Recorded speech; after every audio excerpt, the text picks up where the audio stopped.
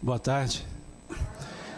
Que Jesus nos abençoe a todos, nos inspire a cada um e que todos nós sejamos guardados junto dele, em paz. Eu agradeço o convite para estar aqui mais uma vez, é com alegria que eu venho a esta casa, a Uberlândia, e sempre que venho sou mais bem recebido do que mereço. Então eu tributo isso à caridade de vocês. E eu deixo vocês em estado de expiação, né, quando começamos a falar, né? Não vou falar muito, como caiu energia, nós vamos segurar só por 3 horas. A primeira parte. Mas vamos fazer com que essas próximas 3 horas transcorram como se fossem 50 minutos, quando muito 56. E a proposta que nos pediram é que conversássemos sobre esse tema, amai-vos como eu vos amei, que é a frase do Cristo, que é o que norteia os caminhos da mensagem do Cristo. Uma mensagem que, de certa forma, se concretiza nas atitudes de amor que ele aqui praticou. Uma ideia, uma palavra, amor, que podemos dizer que se não pudéssemos escrever frases, essa palavra sintetizaria a lei de Deus, o amor. Sintetizaria, como disse o Cristo, toda a lei e os profetas, o amor. Ele, quando concitado a indicar os mandamentos, ele devolve a pergunta ao interlocutor, um doutor da lei. Ele pergunta a Jesus: Senhor, o que devemos fazer para entrarmos no reino de Deus, para a vida eterna? E ele responde: o que está escrito na lei? Como tu lês? Ele não responde qual seria esse maior mandamento. Ele pede à pessoa, por ser um doutor da lei, que ela dissesse o que estava escrito na lei. E mais, ele pediu a ela que, além de dizer a essa pessoa, além de dizer o que estava escrito, ele pediu como essa pessoa interpretava. Ele diz: como tu lês?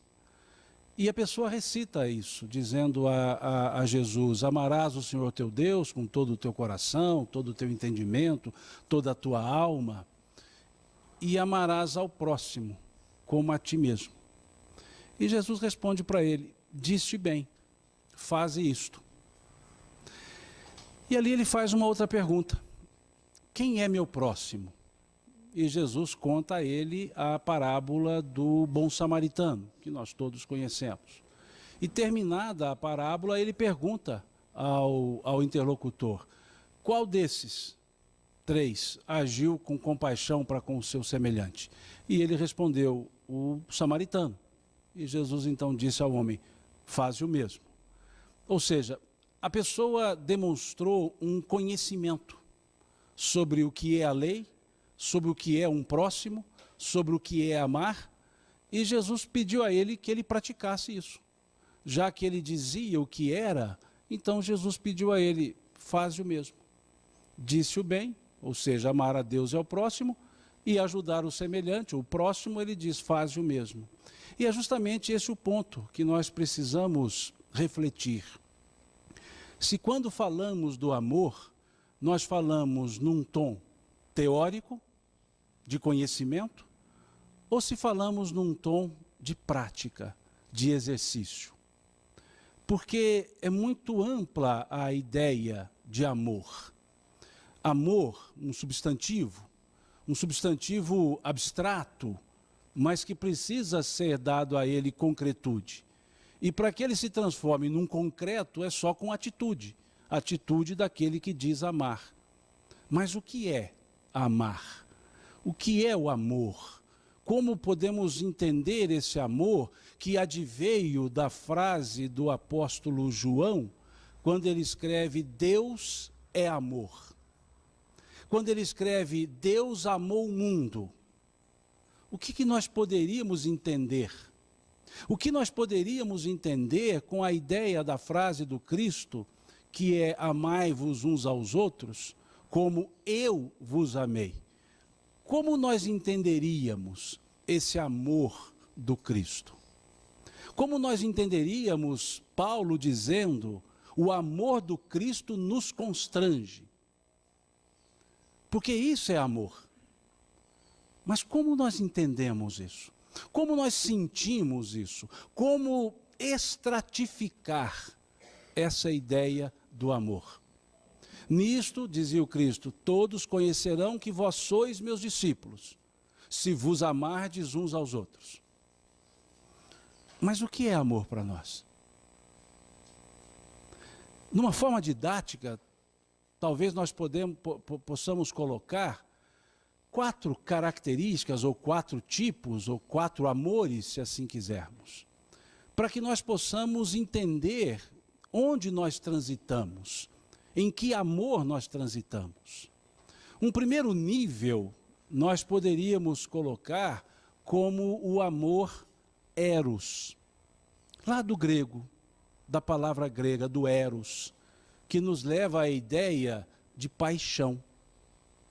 É o amor que, quando nós vamos trabalhar com ele, nós usamos um pronome possessivo. Meu amor. É o amor que nós expressamos na relação com as pessoas, mas naquela relação que gere sensações, não necessariamente sentimentos. Por assim dizer, seria a camada mais superficial da ideia do amor, o amor eros. Aquele amor que a pessoa diz à outra: eu te amo. E o que é esse tipo de amor? Um amor sensação. Um rabino, certa vez, disse o seguinte: as pessoas dizem, eu amo peixe, mas matam o peixe para comer. Então eu acredito que elas não amem o peixe, elas amem o sabor que o peixe tem. Na relação com as pessoas é a mesma coisa. Muitas vezes nós dizemos, eu amo a pessoa. Mas na verdade pode ser que eu não ame a pessoa, eu ame o bem-estar que ela me gera. Eu gosto do que ela me faz, eu gosto da alegria que me dá, eu gosto do prazer que sinto, eu gosto da presença. Mas isso é para mim, não quer dizer que seja para outra pessoa. Então, quando nós muitas vezes dizemos, eu amo você, em outras palavras eu estou dizendo, eu amo o bem-estar que você me dá. E se você se distanciar de mim, eu perco o bem-estar. Então eu não posso me afastar de você. Veja, é um amor caracteristicamente egoísta, personalista. Talvez nós não observemos isso, porque é um amor exigente, é um amor que exige, é um amor muito comum na conjugalidade, que nós chamamos amor de compensação. É aquele amor que você, para dá-lo, você precisa saber que recebe, porque senão você não dá aquele amor. É a companheira dizendo para o companheiro, hoje você não falou que me ama. E ele responde, você também não falou. Me ama que eu amo. Ou seja, fale que eu falarei. É o amor de compensação. É um amor que precisa ser alimentado. Alimentado com a ideia de ele continua existindo, o amor. Por isso ele é um amor sensação. Nós vivemos mais da sensação que esse amor gera do que o amor em si. É o amor da paixão. É o amor que vai exigir a conduta da outra pessoa. É o amor que vai exigir que a pessoa se molde aos meus critérios. É o amor que entende que vai transformar a outra pessoa naquilo que eu gostaria que ela fosse. O que eu gostaria que ela fosse? Alguém que me desse bem-estar. Ou seja, é um amor que gira em torno de mim e não em torno de nós. É o amor do eu, somente eu. É aquele amor que diz, não, você não pode me abandonar, porque se você me abandonar, eu sofro, eu perco o bem-estar. Então esse É amor. Mas que nível? É o amor eros. É o amor que gera certas confusões. É o amor que, quando tentamos trabalhá-lo no sentimento, ele é paradoxal. Ele é paradoxal porque é o amor que eu digo para outra pessoa: você é livre, desde que não ultrapasse os limites que eu coloquei. Ou seja, é livre para me amar do jeito que eu quero. É livre para ser amada do jeito que eu quero. Então é um amor paradoxal. É o amor do pronome possessivo. Meu, minha. Você é meu amor. Luís de Camões, ele escreve um poema, lá no século XVI, que ele traz essa ideia do paradoxo desse tipo de amor, desse contraste desse tipo de amor. Um poema cântico ao amor, que ele escreve: o amor é o fogo que arde sem se ver, é ferida que dói e não se sente, é um contentamento descontente, é dor que desatina sem doer, é um não querer mais que bem querer, é um solitário andando por entre as gentes, é um nunca contentar-se de contente, é cuidar que se ganha em se perder, é ter para com quem nos mata a lealdade. Como pode o amor causar no coração dos homens amizade, se tão contrário a si é o mesmo amor? Veja, é um amor confuso. A gente se perde nesse amor, porque é um bem-querer mais, é um não querer mais que bem-querer. Veja, é contraditório. Eu quero que a pessoa seja livre, mas eu não posso deixá-la livre, porque essa liberdade ela pode me abandonar. Então a gente fica nessa contradição. É o amor que precisa estar ao alcance dos olhos. É o amor que precisa estar ao alcance das mãos. É um amor mineiro, tem que pegar para ver. Senão a gente não vê. Esse amor. Esse é o amor que nós teríamos na frase: amai-vos uns aos outros como eu vos amei. Esse seria o amor da ideia de Deus amou o mundo. Mas esse é o amor que nós entendemos. Esse é o amor que nós vivenciamos. Esse é o amor que nós queremos. Mas é o amor totalmente dissociado de um sentimento mais amplo. Ele é dissociado porque esse amor, esse verbo amar, ele é transitivo. Esse verbo amar diz que quem ama, ama alguém. Mas o sentimento amor, ele não pode ser direcionado. Porque se ele for direcionado, ele é exclusivista. E o amor que advém de Deus não é exclusivista. A ideia, então, do amor mais ampla, a ideia não poderia ser um amor tão circunscrito, tão limitado. Não poderia ser um amor que eu escolho a quem amar. Não poderia ser um amor que eu preciso de reciprocidade. Não poderia ser um amor de pura e simples doação. Então esse é o amor eros. E nós podemos talvez colocar um outro grau, um outro tipo, uma outra camada para o amor, que nós poderíamos chamar, ou podemos chamar, de amor storgê. O que é esse amor storgê, o grego storgê? Tudo é amor. Se você olhar o significado, eros, amor, storgê, amor. Mas que amor é esse? É um amor um pouquinho melhor do que o eros. Mas é também um amor de bem-estar. É o amor característico nas famílias. É o amor que nós exercemos agora num conjunto mais amplo do que uma pessoa para outra. Mas continua sendo pessoa para outras. Continua sendo ainda pessoalizado. Continua ainda necessitando colocar o pronome possessivo meu. É o amor família, é o amor para com o meu filho. É o amor para com o meu pai, é o amor com a minha mãe, com os meus irmãos, com a minha esposa, com o meu esposo, ou seja, com o meu companheiro, companheira, é o amor que ainda precisa ser trabalhado. É um amor um pouco mais amplo, porque há um aspecto de doação nesse amor.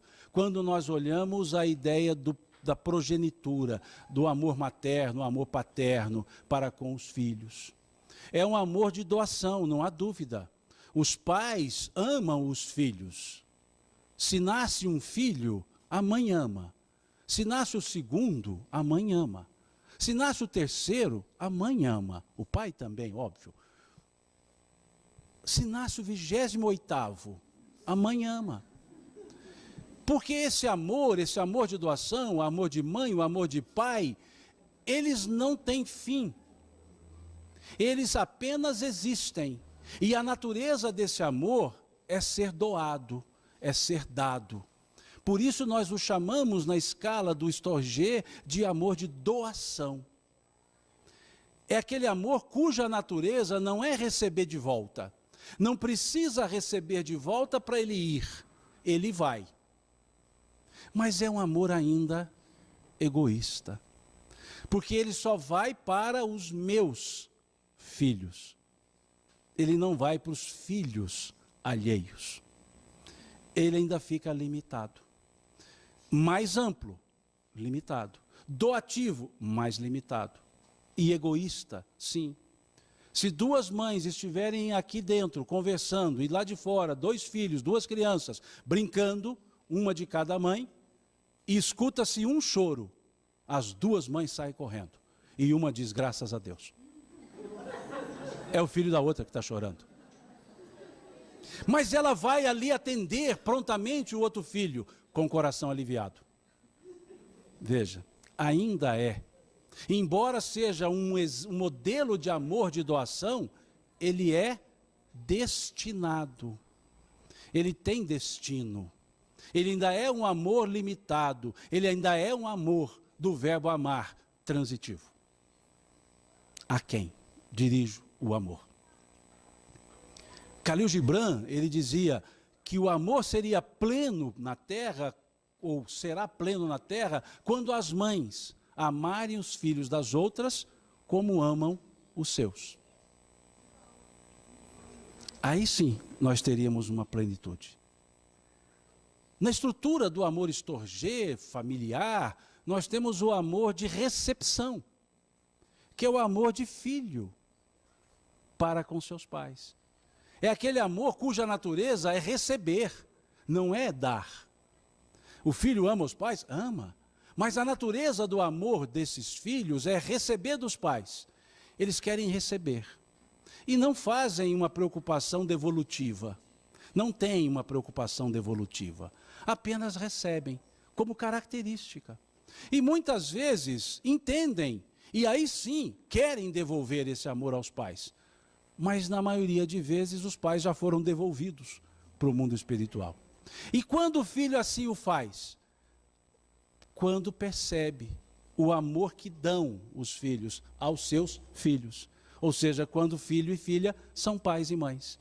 E por analogia, eles avaliam o amor que recebiam dos pais. Então, a natureza desse amor é receber. E então ele tem natureza egoísta. Continua ainda, eu diria não egoísta, mas egóico. Um neologismo que Dona Joana de Ângeles gosta de trabalhar. Egóico em que aspecto? É para mim. Pode até ir para os outros, desde que não falte para mim. Porque o egoísta é, não vá para ninguém, só para mim. Então o egoísta só se vê. O egóico, ele se vê e aceita os outros, desde que ele esteja privilegiado. Então é um amor egóico, é aquele amor que recebe. E ele é egóico e recebe porque nós temos um terceiro tipo de amor nessa estrutura do segundo aspecto do amor Storgé, que é o amor de concorrência, amor entre irmãos. Não é amor de adversários, mas de concorrentes. Adversário corre na mesma direção e em sentidos opostos. Concorrente corre na mesma direção e no mesmo sentido em caminhos paralelos. Ou seja, as paralelas só se encontram no infinito. É assim que a gente aprende lá quando estudamos matemática lá, né? Não é isso? Então só se encontram no infinito. Em outras palavras, não se encontram. Só no campo da abstração. O amor de irmãos é concorrente, porque eles caminham, cada um dos filhos, do seu jeito, para buscar o amor dos mesmos pais. A fonte que emana o amor é a mesma. Os caminhos para acessá-la são diferentes. Ou seja, cada um tem o seu jeito de buscar o amor dos pais. E como os filhos buscam nos mesmos pais o amor, eles concorrem. Mas não são adversários. Amam-se concorrencialmente, mas amam-se. Vamos entender esse concorrencialmente e amam-se. O irmão diz para um amigo: o meu irmão é muito chato. O amigo fala: o seu irmão é muito chato mesmo. E ele fala para o amigo: por que você está chamando meu irmão de chato? Ele fala: porque você chamou, mas ele é meu irmão, não é seu. Ou seja, eu posso, você não. Porque eu amo meu irmão, não aceito que você fale mal dele, mas eu posso. Porque há o amor, mas há o aspecto de buscar o amor. Cada um tem o seu jeito. Um pouco mais introspectivo, o outro mais mineiro, fica pegando para pegar o amor junto. A mãe vai abraçar, ele abraça e gruda. O outro a mãe vai abraçar, o pai vai abraçar, ele fica com os braços estendidos. O outro dá um abraço assim à distância. Cada um tem o seu jeito. Por quê? Porque cada um é um espírito diferente. Cada um é um espírito por si só. Advieram pelos mesmos processos, mas não advieram das mesmas pessoas. Ou seja, todos vieram pelos pais, pela a estrutura biológica conferida pelos pais. Mas cada um que veio é um espírito apartado do outro. É um espírito por si só, individual, inteligente, integral. Então cada um tem o seu jeito. E aí eles concorrem. E os pais amam os filhos do mesmo tanto. Mas a forma de amá-los não é do mesmo jeito. Porque o amor sapiente dos pais é por ressonância. A forma que o filho gosta, ele faz. Então um gosta de ser mais pegajoso, o outro não gosta. Então o jeito de amar vai ser diferente. Mas o quantum do amor, a quantidade de amor é a mesma. Então quando os pais dizem: eu amo os meus filhos do mesmo tanto, está correto. Quando eu amo do mesmo jeito, aí tem que se pensar, porque eles não são do mesmo jeito. Se não são do mesmo jeito, a forma precisa ser um tanto, na linguagem mais moderna, customizada. Para cada um eu faço de uma forma, embora seja a mesma coisa. Isso vai desde o amor puro e simples sentimento, até aquele amor manifestado em atitudes físicas, do tipo fazer uma comida para cada um deles.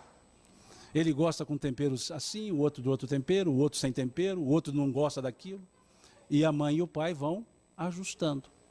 Fornecem a mesma comida, mas não com o mesmo tempero, porque cada um tem um paladar.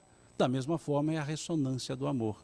Então esse é um amor ainda limitado, mas um pouco mais amplo. É o amor de concorrência dentro do amor chamado Storgé. Esse amor entre família, ou dentro da família. O amor de compensação, que nós já falamos aqui, mas agora na estrutura de conjugalidade, que Gibran chama a atenção.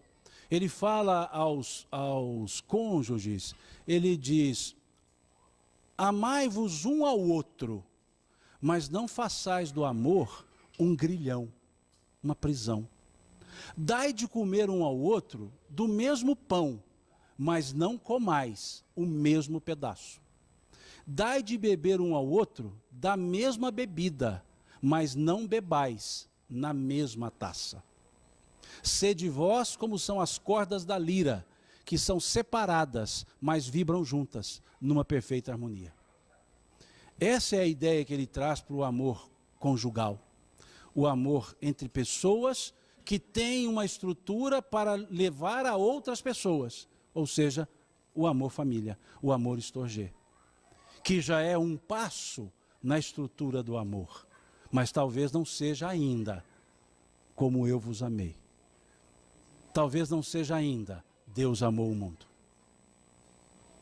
Talvez não seja ainda nisto conhecereis que sois meus discípulos, se vos amardes uns aos outros. Porque ainda é exclusivista.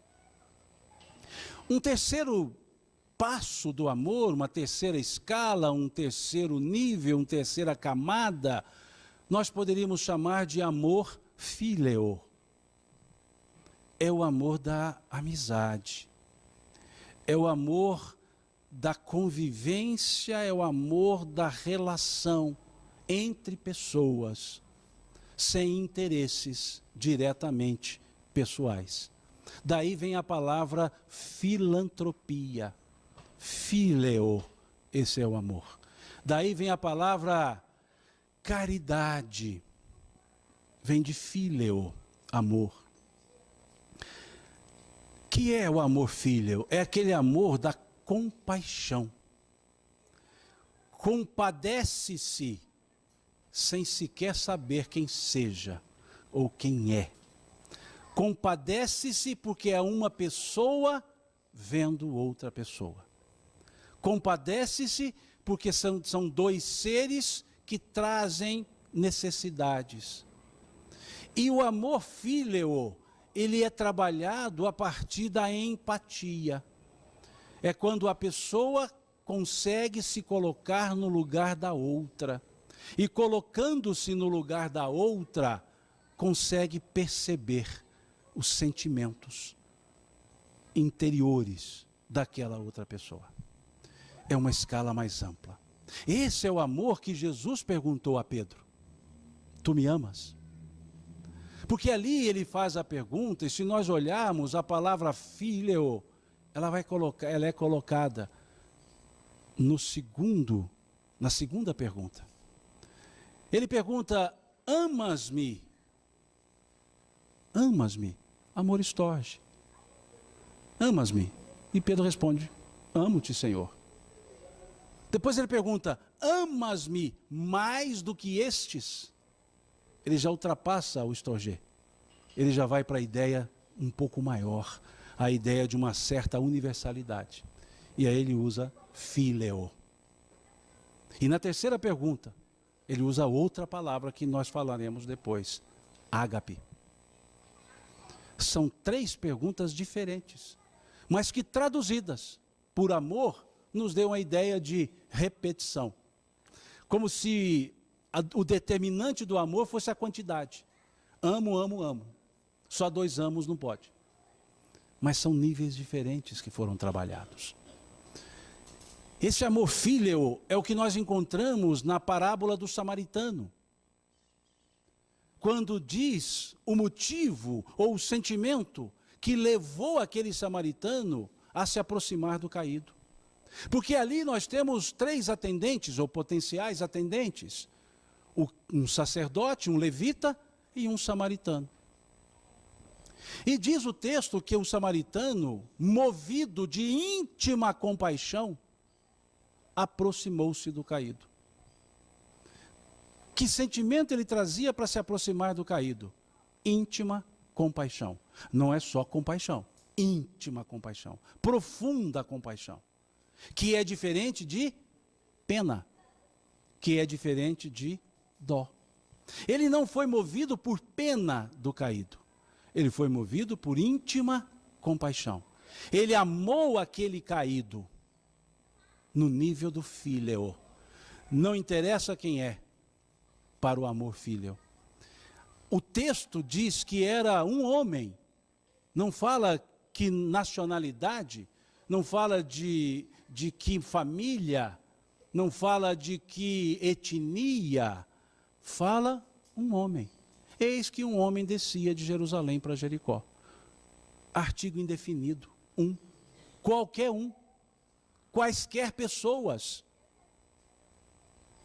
Porque o amor fíleo, o amor compassivo, ele não olha a pessoa, ele enxerga a necessidade.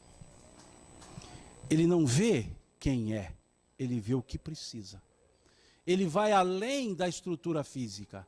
Ele independe de devolução. Ele independe de compensação.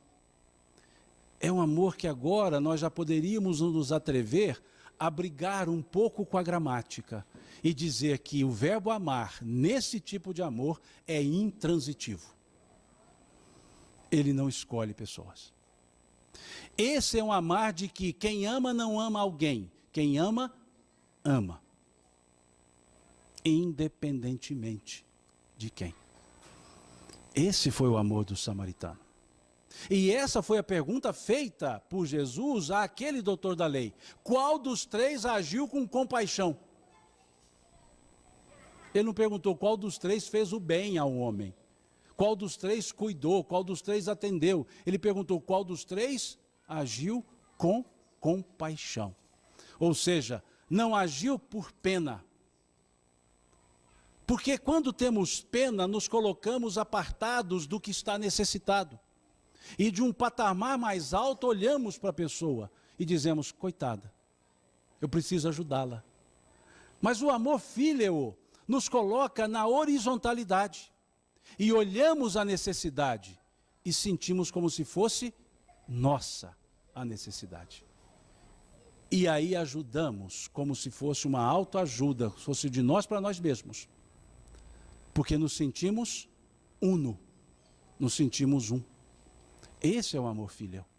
Esse é o amor que gerou a palavra filantropia, que muitas vezes desvirtuamos na atitude. Esse é o amor que está lá. Fora da caridade não há salvação. É esse o tipo de amor. É esse que está naquela lei, na 10ª lei, lei de justiça, amor e caridade. O amor que está lá é o ágape, caridade é o filial. É amor. Mas vejam que Kardec propôs 2 palavras. Caridade, de caritas, de caritatis, de filial. Que é esse amor-sentimento relacional. E o amor. O ágape. Com o filial, já conseguimos chegar próximo a entender como eu vos amei. Porque Jesus amava as pessoas, servia as pessoas. Não era paradoxal, condenava a atitude má, mas cuidava do que praticava a atitude. Como ele foi dizer, meu Pai quer a morte do pecado, mas que o pecador sobreviva.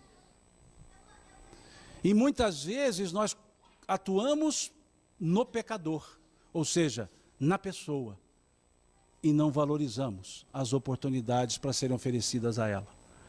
Simplesmente dizemos, num ditado muito comum nosso, pau que nasce torto, morre torto. Não, ele se endireita. É uma letra até filosófica lá daquele conjunto de samba lá, o El Chan. Se endireita. Ele diz, nunca se endireita. Se endireita. Basta ter o cuidado para tanto. Basta colocar a guia. Basta desde sempre ir colocando a guia. E aquele vai se consertando. Então é possível. E se endireita até no processo reencarnatório.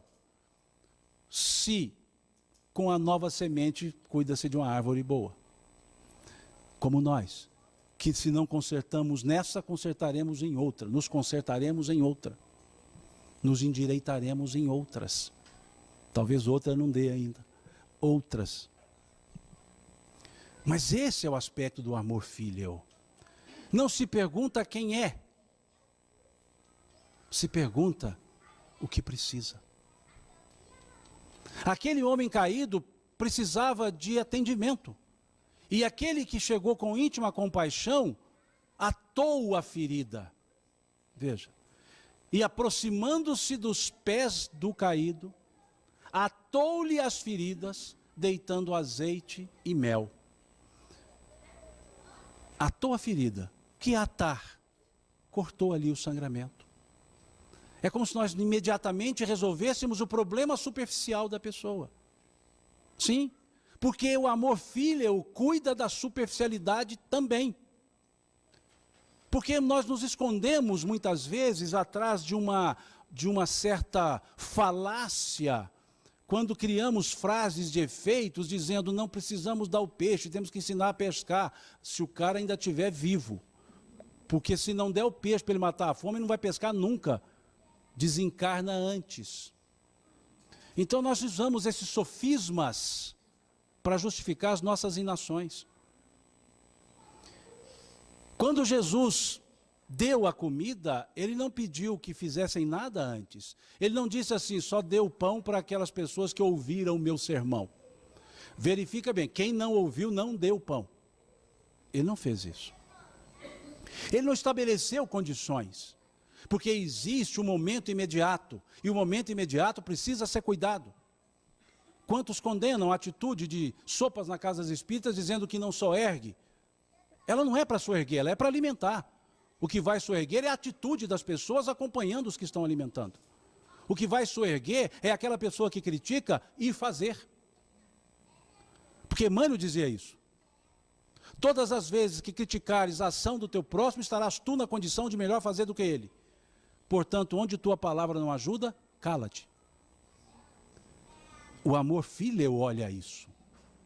E auxilia. E cuida. E vai além.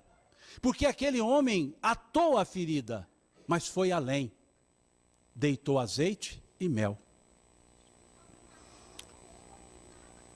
Um calmante, um emoliente, para que ele não sentisse dor. E colocou-o na sua cavalgadura, significando que ele foi a pé e colocou o homem no cavalo. E levou a uma estrebaria, a uma estalagem, E lá na estalagem, que pode cuidar melhor, porque nós temos que saber o limite onde podemos ir, e levar para quem possa fazer melhor, e ali ele deixou o homem. E deixou o homem sem abrir mão da responsabilidade. Deu o recurso, 2 dinheiros. Não foram 3, foram 2. 2 valores. Material e espiritual. E disse, o que gastares a mais, eu te restituirei quando voltar. Como a dizer, cuida dele porque eu ainda vou cuidar dele também. Eu ainda volto aqui. Porque o servir e passar não é servir e esquecer. Serve e passa não é serve e esquece. Passa é continua caminhando e servindo, mas cuida, volta, atende. Isso é a compaixão. Isso foi a íntima compaixão e não só a pena do momento, o dó do momento, mas a compaixão. Esse é o amor filial. Esse é o amor que fazia com que Jesus cuidasse das pessoas. O amor da compaixão que nós vemos na passagem de Lázaro, em que Jesus chora. Chorou por quê? Pela morte de Lázaro? Se Jesus havia dito, Lázaro não morreu, Lázaro dorme. Por que Jesus choraria se ele sabia que Lázaro não morreu? Ou não havia morrido, desculpe. Já que está tudo no passado. Por um exercício didático só, que não é o caso, mas apenas por didática. Suponhamos então que pudesse haver a ressurreição, só para fins didáticos. E Jesus choraria por quê? Se ele sabia que poderia ressuscitar Lázaro. Só para fins didáticos, só conjectura. Então, se Lázaro não morreu, se Jesus podia ressuscitá-lo apenas para fins didáticos, volto a dizer, porque não há esse aspecto da ressurreição, em nenhum dos casos, caberia o choro. Então por que Jesus chorou? O texto nos diz. E olhando as pessoas, Jesus chorou. Porque ele sentiu a dor das pessoas. Ele sentiu o desamparo das pessoas. Ele sentiu aquele sem lugar das pessoas. E chora por elas. Não com pena delas, não com dó delas, mas por compaixão. Porque esse é o amor da empatia. Ele sabia se colocar no lugar das pessoas. Por isso, ele atendia um servo de um centurião. Ele atendia Zaqueu, um publicano, que se olhasse por simples olhar pessoas, não seriam atendidas. Publicano, pessoa persona não grata, centurião, opressor, e ele cuida do servo do centurião, ele cuida de Zaqueu. Ele almoça na casa de publicanos, janta na casa de publicanos, melhor dizendo, porque ele olhava com o olhar do outro. E olhando com o olhar do outro, ele via a esperança, a vontade de querer ser diferente nas outras pessoas, e ele assim servia. Essa é a compaixão.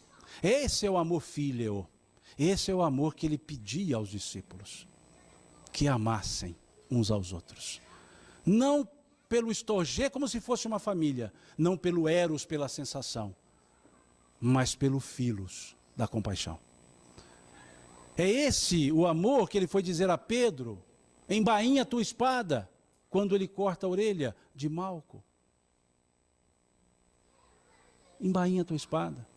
Esse foi o amor que ele foi dizer a Pedro, quando foi perguntado, Senhor, até quanto devo perdoar o irmão que peca para comigo? Até 70 vezes 7? E Jesus dizer, não te digo até 70 vezes 7, mas até 7 vezes, mas te digo até 70 vezes 7. Que Chico acrescenta, 70 vezes 7, cada erro. Porque perguntaram a ele, Chico, o perdão tem limite? Porque Jesus disse que o limite do perdão era 70 vezes 7. Ele disse, sim, 70 vezes 7, cada erro que cometer para com você. Não tem limite. E abrindo um parêntese, o 70 vezes 7 é para dizer que não há limite. Porque Jesus não tira o 70 vezes 7 do nada. Esse 70 vezes 7 está lá no Gênesis. Essa é uma frase de Lameque. Lameque havia sido homicida, tal qual Caim. E na estrutura de Caim foi dito que por Caim ter matado Abel, Caim seria punido 7 vezes. E Lameque matou também um irmão. E ele havia dito, tal qual Caim, também sou homicida. Se Caim foi condenado 70 vezes 7, eu me condeno 70 vezes. Se Caim foi condenado 7 vezes, eu me condeno a condenar-me 70 vezes 7. Então 70 vezes 7 era o máximo da ofensa. 70 vezes 7 era o máximo do perdão. Ou seja, quantas vezes ofender, quantas vezes perdoar. Então não sai do nada esse 70 lá do texto. Ele está ajustado ao Gênesis. Porque entendia que 70 vezes 7 era a pena máxima. 70 vezes 7, perdão máximo. Ou seja, de acordo com aquilo, de acordo com a necessidade. Então isso é o fíleo. Esse é o amor fíleo. Esse é o amor que... Ele vai dar uma parada para ligar o microfone. Exatamente.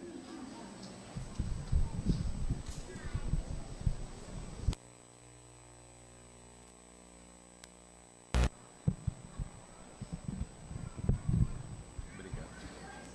Vamos deixar aqui porventura, né? Esse é o amor filho. Esse amor que não olha a pessoa, mas há necessidade.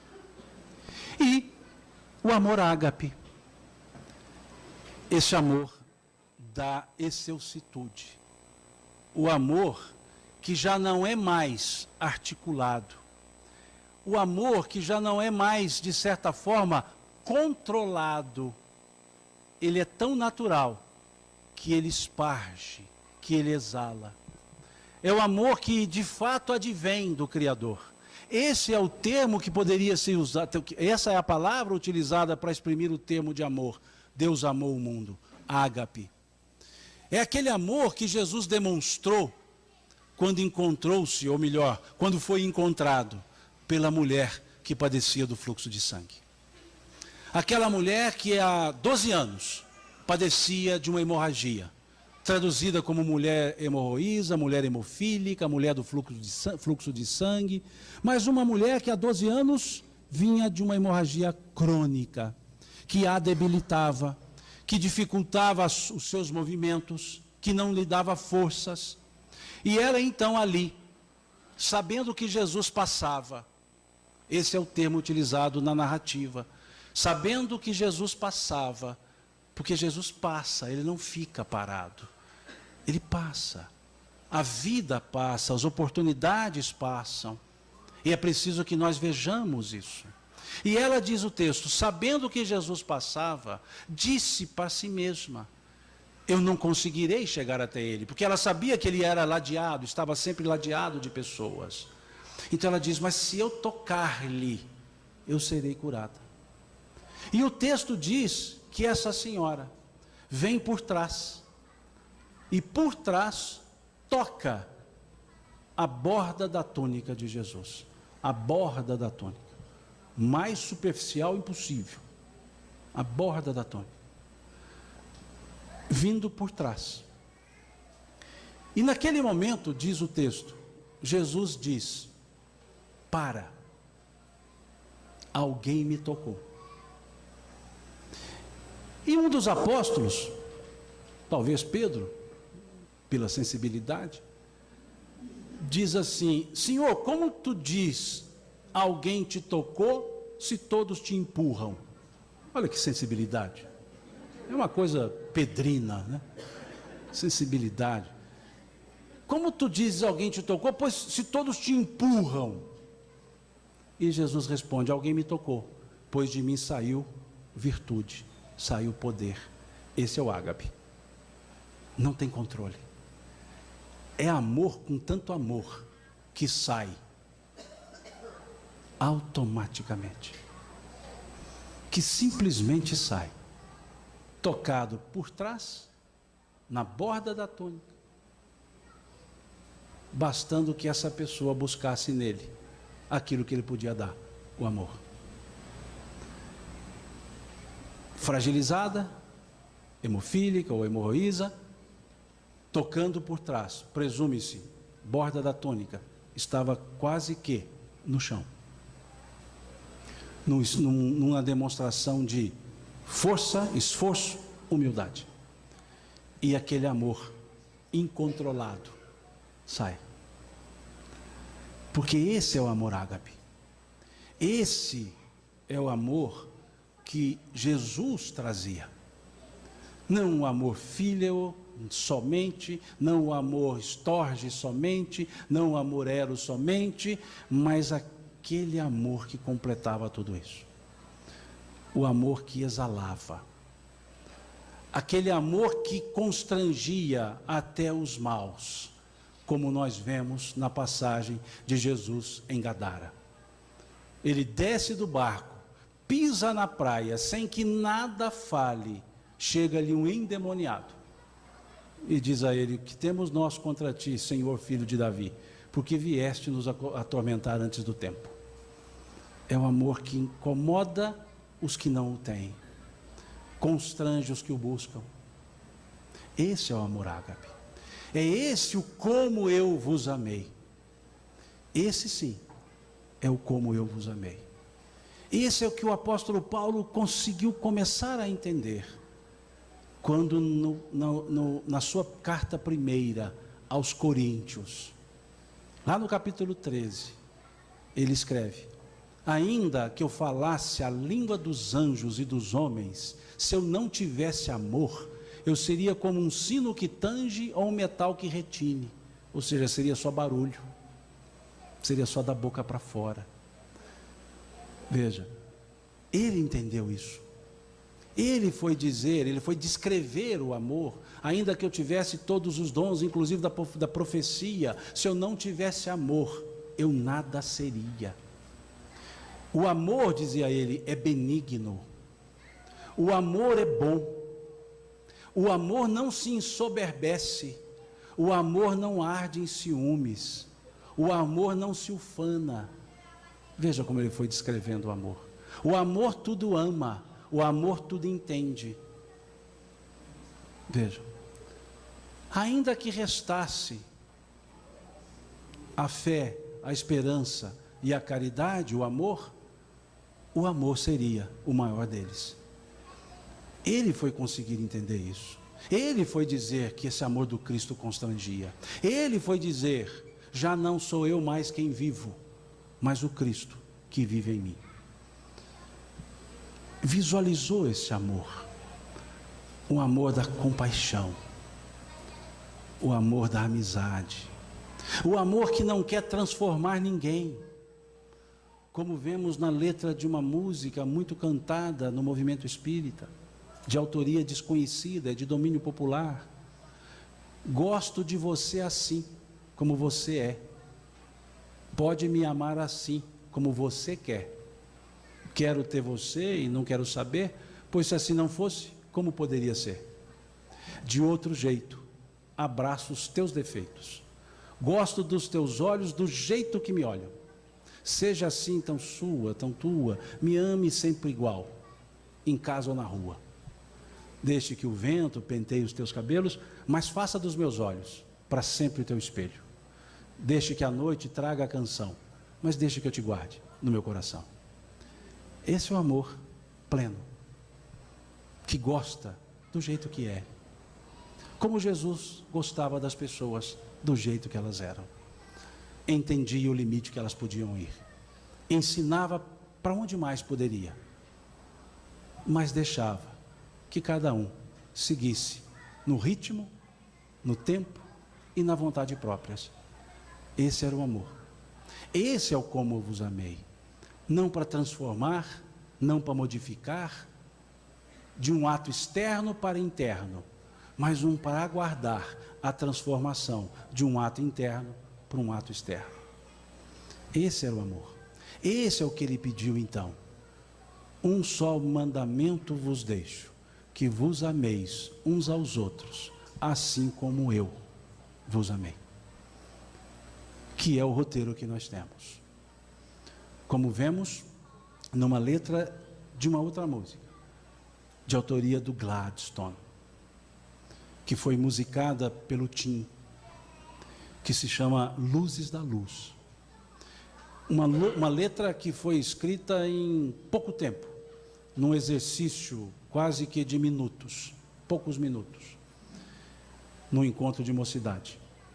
E ali ele escreve uma letra que é o tratado da evolução espiritual, a partir da experiência que nós temos na Terra. Ele escreve, eu não vou cantar, óbvio, em respeito a vocês. Ele escreve um frêmito, uma faísca, um frêmito da grande luz, e luzes jorraram em profusão. A grande luz, Deus, uma faísca de Deus, e luzes foram feitas, nós fomos criados. Um frêmito da grande luz, e luzes jorraram em profusão. Houve um tempo na eternidade, espaço na imensidão. Eternidade só é eterna porque não tem tempo, não tem começo, não tem fim. Mas quando fomos criados, é como se Deus dissesse: vamos dar uma paradinha, vou fazer o Simão. Agora só ele me interessa, agora só ela me interessa, só ele. Veja, houve um tempo, porque nós somos seres que temos o nosso tempo. Nós somos seres imortais, que como propulsão para o crescimento. Houve um tempo na eternidade, espaço na imensidão. Só é imensidão porque não se divisa espaço. Mas quando fomos criados, tivemos um tempo e ocupamos o nosso espaço. Ou seja, somos individualidades conscientes da nossa existência. Espaço na imensidão.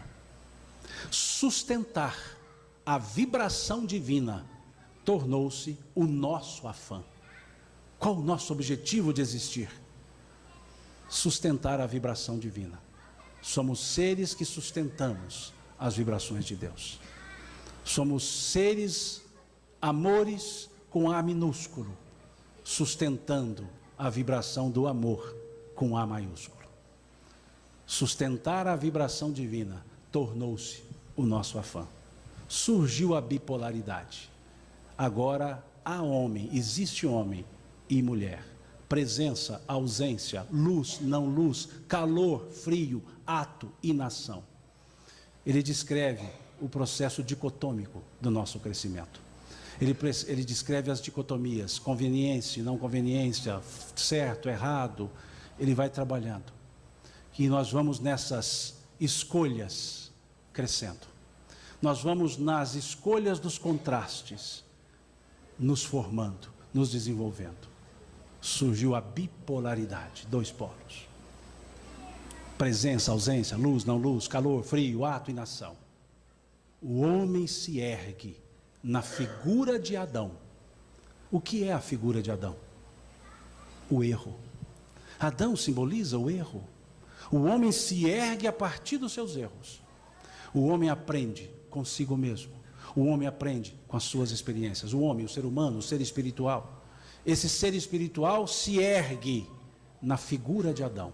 Ele não é içado, nós não somos liçados, nós nos erguemos com as nossas próprias forças. O homem se ergue na figura de Adão, ama e aprende a ser o rei da criação. Rei da criação por aprender, por amar. E por amar, aprende a ser o rei da criação. Porque aquele rei que ama, horizontaliza, está no nível de todos. O homem se ergue na figura de Adão, ama e aprende a ser o rei da criação. Queremos voltar a ti, ó Pai.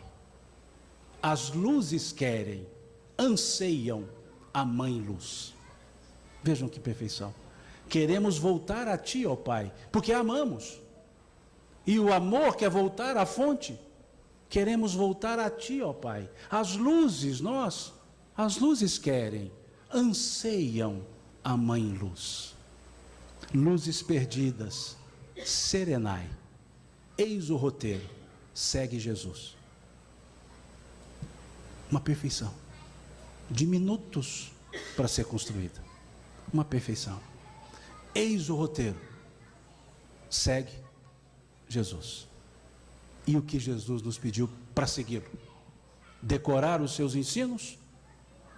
Ou amai-vos uns aos outros, como eu vos tenho amado? Que ele deixou demonstrado até para depois. Quando olhamos o capítulo 17 do Evangelho de João, que o capítulo inteiro é uma prece que Jesus faz pelas pessoas.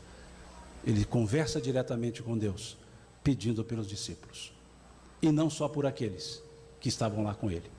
Porque lá ele vai dizer: peço-vos, Pai, não somente por esses que aqui me ouvem, mas por todos aqueles que no futuro vierem a crer em ti, por causa das minhas palavras.